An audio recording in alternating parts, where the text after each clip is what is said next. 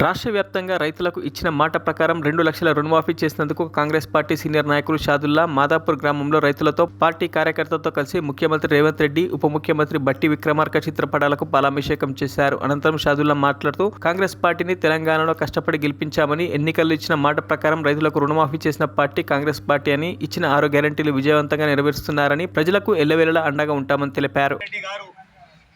అలాగే మన deputy CM బట్టి విక్రమార్క గారు ఈరోజు రైతులకు అందరికీ 2 లక్షల రుణమాఫీ అయితే ఫస్ట్ విడతలో 1 లక్ష రూపాయలు ఇచ్చేసిండ్రు.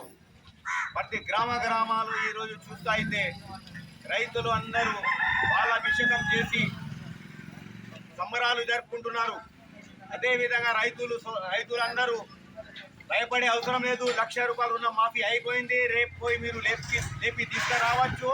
ఇంకా వెంటనే ఫస్ట్ విడత, సెకండ్ విడత, 3వ విడతలలో మీకు ఆగస్టు 15 వరకు మొత్తం డబ్బులు మీకు మాఫ్ అవుతుంది. అందరు తీసుకురావచ్చు. ఏంటంటే మా కాంగ్రెస్ ప్రభుత్వం వచ్చి 6 నెలలు అవుతున్నది. టీఆర్ఎస్ పాలనలో ఏం జరిగింది అంటే మా ప్రభుత్వం అయితే అధికారాన్ని కూతున్నట్ల కేసీఆర్ డబ్బలు పెట్టెలు బీరువాలు అంతా లెంకుతే ఎక్కడ చూసినా బాకీ కాయిదాలే చేయికేస్తున్నాయి, కానీ దాంట్లో డబ్బులు 1 రూపాయి లేదు. అంత తెలంగాణ అప్పులకు పాలు చేసిండు. ఇప్పటిదాకా రూపాయి బెనిఫిట్ లేదు, ఏం లేదు. తెలంగాణ ప్రాపర్టీలు అంత కంపెనీలు అమ్మేసిండు.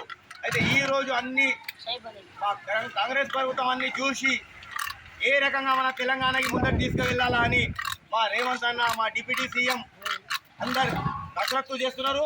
అదేవిధంగా తెలంగాణకు అభివృద్ధి చేసినట్ల మా 6 గ్యారంటీస్ పూర్తి చేస్తామని మేము హామీ ఇస్తున్నాం. జై తెలంగాణ, జై కాంగ్రెస్. మరిన్ని అప్డేట్స్ కోసం మా ఛానల్ని సబ్స్క్రైబ్ చేయండి.